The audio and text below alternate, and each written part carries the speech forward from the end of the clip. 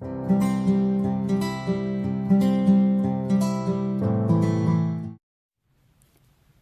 there, art nerds! Today we're taking a look at the Paul Rubens 100% Cotton Rag Watercolor Pad. This was purchased from Amazon, but I have a duplicate of this from AliExpress, and who knows, maybe by the end of this video I'll actually compare the two, but they're pretty much the same thing. The only difference is the one from AliExpress came with a handy-dandy paper remover from the blocker. So this pad was purchased on Amazon for $21.99. Paul Rubens also makes 50% cotton rag, and I think they have some other variations as well. This is the second time I reviewed a Paul Rubens watercolor paper. Tyra sent me the pochette, the hot press pochette, a while back. Today we're taking a look at the cold press block. So I'll link some of my other Paul Rubens reviews down in the description below if you guys are interested in checking them out. So this is the 140-pound block. There's 20 sheets in this block. It's 100% cotton rag, and this is their cold press. It is made in China, and it's produced by Shanghai Owin Art Materials Co. Limited. Like I said, this was purchased off of Amazon, and I bought it in January of 2021 for $21.99. There'll be a link down in the description below, as well as a transcript of what we've talked about today for those of you who like to read while you listen. So it is shrink wrapped in clear plastic just to protect the block. And underneath the lid, you see there's a lot of product information. It's written pretty small, but it's your standard, like, this weight's available in this size sort of thing. There is a protective black sheet. This is pretty common for Paul Rubens blocks. I noticed it with the pochette, and I've also noticed it on some of their blocks on AliExpress and on Amazon. And this is just to protect that first sheet of watercolor paper. It's glued on all four sides. And this first sheet can very easily be removed with just a palette knife. So as with some of my other watercolor paper reviews, my camera has a heck of a time focusing on just a white sheet of paper. So until we can get some paint on this paper, there are going to be some focus and fuzziness issues. I apologize for that. I really recommend you either use the sheet remover that they sometimes include or a palette knife for removing your pages. That's the easiest way to work with this paper. And you can get palette knives, even plastic ones should work pretty well for this. So I noticed there's a moderate amount of surface sizing. It's not too sandpapery, but there is some good texture to it. And it reminds me of the Baohang paper I reviewed here on the channel a little while ago. So we're gonna do a mud test today. And as with the Noblesse paper that I reviewed recently, we're going to use the Daniel Smith Ultimate Mixing Palette. And what I like about this palette is if something's gonna turn to mud, it's going to turn to mud with these. And it's not that these aren't good, high quality professional watercolors. It's that there's a lot of highly granulating colors with these. So if a paper's not so great, this is the best professional watercolor, like a high standard of excellence. And I can point to it and say, look, I know these paints are good, but highly granulating, so it must be the paper. And I used the Daniel Smith Ultimate Mixing Palette with all three of the paper reviews in this little mini series. So the Noblesse, the Paul Rubens, and then the Sennelier. So I started out by saturating the paper heavily with water. I also plan on doing multiple layers of color so that we can check for lifting and muddiness. And I'm going to be checking for buckling, kipping, lifting, and mud. I'm also checking for color vibrancy once dry. And I'm checking for wet into wet workability. So I absolutely doused the surface with no attempt at all at water control. And I noticed that the surface puffs up a bit, but there's no real buckling or pooling. So here is where I let you guys know that I am a watercolor artist, but I make watercolor comics. So when I'm reviewing watercolor papers, it's with comics and illustration in mind. I'm not a fine artist, and I have no interest really in fine art. So I usually use Canson Montval for my comic pages since it's a very affordable cellulose paper. But when I'm doing standalone illustrations, I love to use cotton rag papers, and I'm always on the lookout for papers with different properties, papers that can take a lot of layers, papers that are affordable but a joy to paint on. So I'm going to be painting on this and testing this paper with that in mind. I also want to point out that I'm going to be field testing this paper with a full-blown illustration in a separate video. So if you want to see how it holds up for illustration, I hope you guys will check that out. So if you're new to the channel, it would really mean a lot to me if you took a moment and you click subscribe and hit the bell notification, and that way YouTube will let you know when that field test is live. If you're not new to the channel, if you are old to the channel and you enjoy what I do and you want to help me make more of it, it would really mean a lot to me if you headed over to Patreon at patreon.com/nattasoup and join the art nerd community. I purchased these pads of paper out of pocket, and I share my results with you guys because I want to help you guys find art supplies you're going to love. And y'all know that gets kind of expensive. So if you help me out on Patreon, it enables me to continue making videos like this one here. So I lifted up some of the excess water using a thirsty brush. That's our water control. And now I'm adding in more color. So I did notice a little bit of buckling towards the top of the pad, but it's not too bad. The paper's a bit scrubby.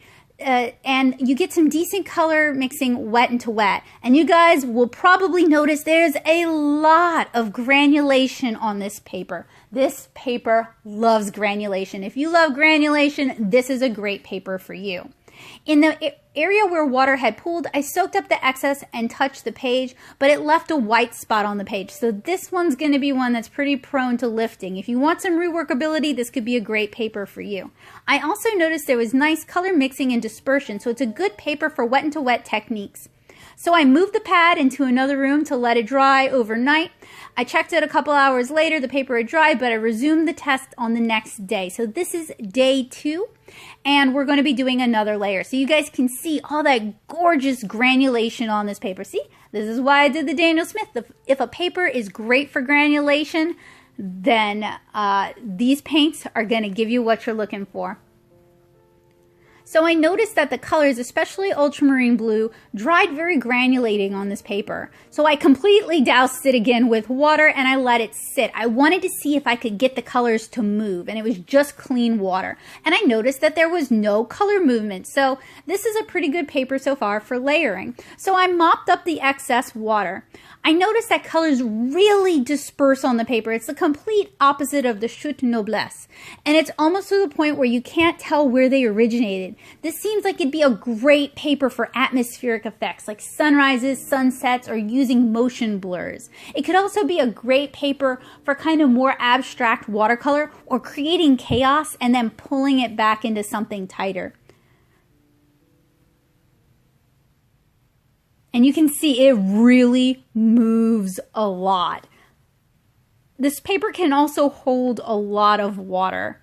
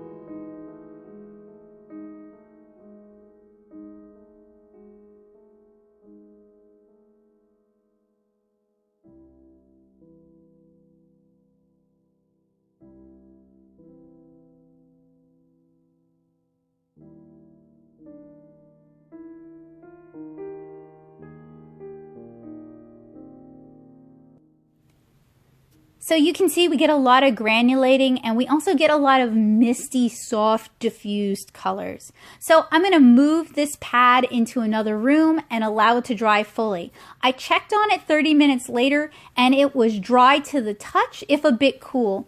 It was workable but still kind of puffy.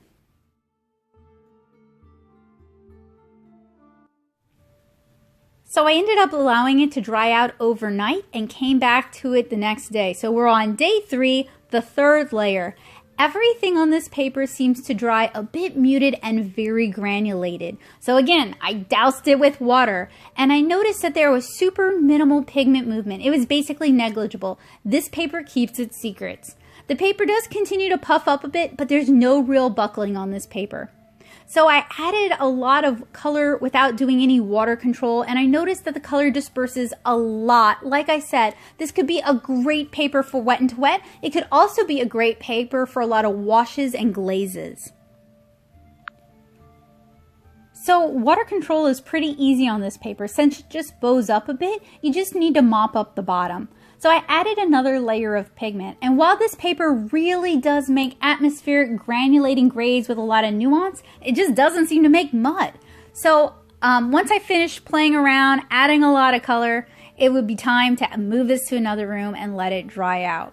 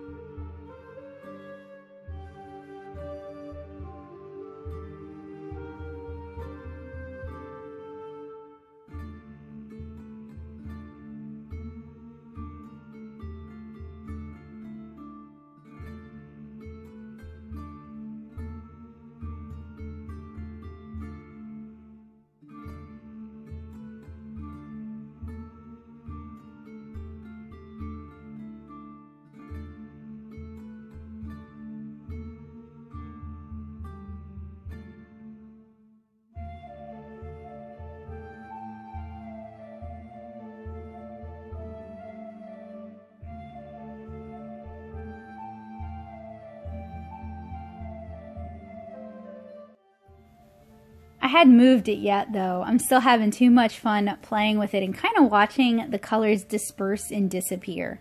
So you guys can see, like, I'm putting a lot of color down and it basically just kind of fades out into nothing, or very softly fades out. It's really a lot of fun to play on. It's also a lot of fun to do splatter effects because they disperse a lot. It's a bit like watching fireworks go up in the night.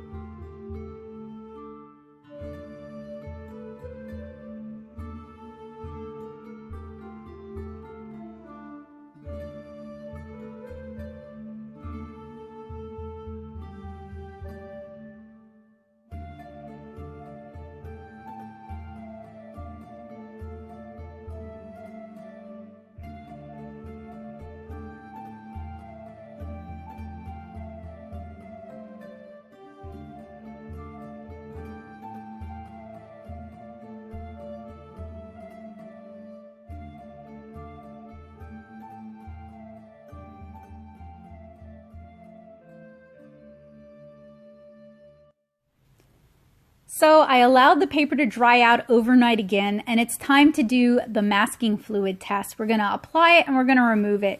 In the past, masking fluid has ruined some papers, like Shizhen is a prime culprit, but so is Montval. So this is an important test to let me know if this is an issue to watch out for when using this paper. So I'm using Winsor & Newton's tinted removable masking fluid. It's important to make sure you're using a removable masking fluid. Not all of them are removable. If it says permanent, don't use it. If it doesn't say removable, get one that says removable. I applied some brush soap to my brush that protects the fibers from absorbing the masking fluid, and I am using an inexpensive synthetic brush. This is my secret to success when it comes to applying masking fluid.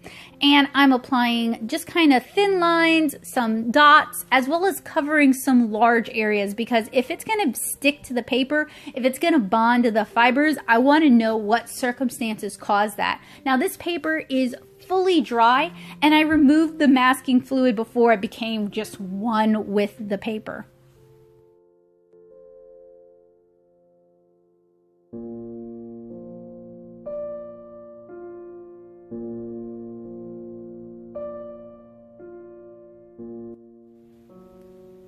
So once the masking fluid had a chance to fully dry, I just absolutely doused it with color again. So it's a thin layer of water, lots and lots of color. I want to see if I can get it to seep under the masking fluid and if we're going to have some issues with color pollution. This is also an opportunity to see if we're going to have issues with lifting, reactivation, or turning to mud. Although, frankly, on this paper, it turns gray, but it doesn't turn to mud. This is a fun one. I'm really looking forward to the field test because it's just such an atmospheric paper, and it's honestly a little bit weird compared to some of the Western papers, but weird in a really good way. Like, I think doing florals or doing landscapes would be a lot of fun on this paper. Colors, although they dissipate, when you have them in saturation, they do tend to dry pretty saturated. So it feels like this is a paper that can take a lot of work, but it's going to take some practice and it's going to take some getting to know each other before I can really pull out its secrets and find a way to get the Paul Rubens cotton rag watercolor paper to play nice with how I like to work, or to teach myself to play nice with the Paul Rubens paper.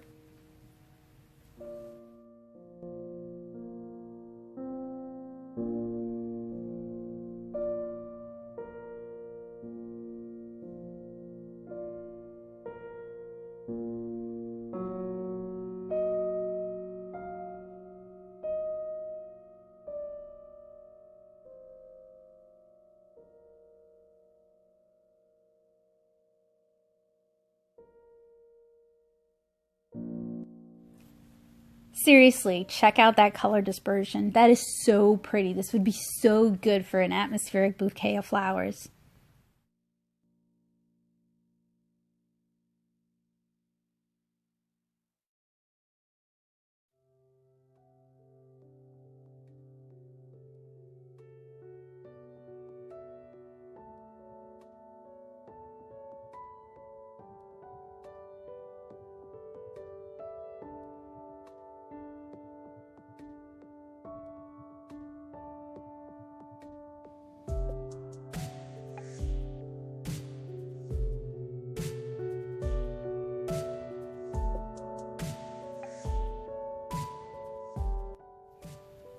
All right, now that the paper has had a chance to fully dry, it's time to remove the masking fluid. And I'm using an inexpensive masking fluid because, like I mentioned before, there's something up with my fingers. My fingers are broken and I just can't pull up masking fluid with my fingers alone. But fear not, you can find these things even down at Dollar Tree. They're really pretty accessible if you, like me, struggle to remove masking fluid. So I noticed that the masking fluid seems to remove some of the granulating pigment and leaves white speckles upon removal, kind of similar to the chute noblesse. Yeah, masking fluid really tears this paper up. I'm seeing a lot of areas where it's just a struggle to remove it. It's leaving white speckles. You can tell you're damaging the paper. So in a thin application, it really adheres to the paper, like it soaks into the paper fibers. In thick amounts, it's easier to remove, but it abrades the paper greatly. And then in some areas, it just refuses to lift entirely. So I recommend not using masking fluid on this paper.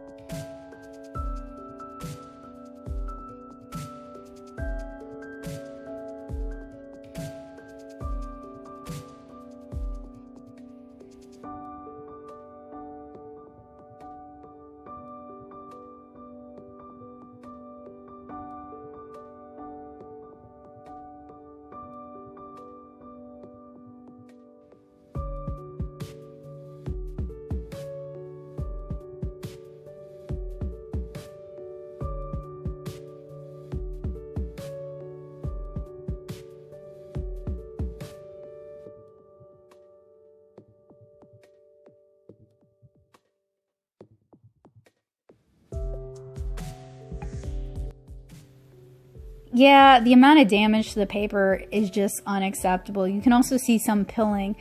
I'm not going to blame the Paul Rubens. Some papers just don't play well with masking fluid. Like I mentioned to you guys earlier, Shizen. It basically turns Shizen into toilet paper when you remove it. Not all great papers are meant to play nice with masking fluid. So that's just something to keep in mind when you're painting. It's always good to know what does and doesn't work on what you're using or what doesn't work well together, because it allows you to plan an illustration or even a comic page, and you're not going to make mistakes. You're not going to regret it later.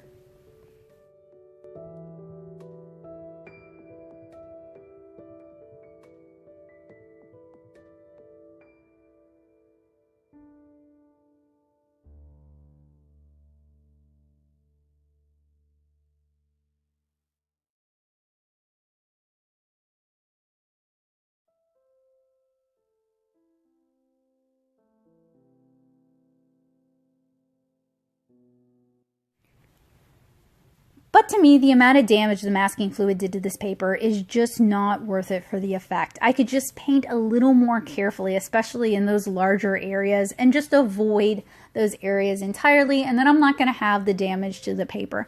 Masking fluid is a wonderful tool that makes painting a lot faster and can help you achieve some effects you couldn't otherwise achieve, but for me, it's not make or break. I like it, but I don't love it.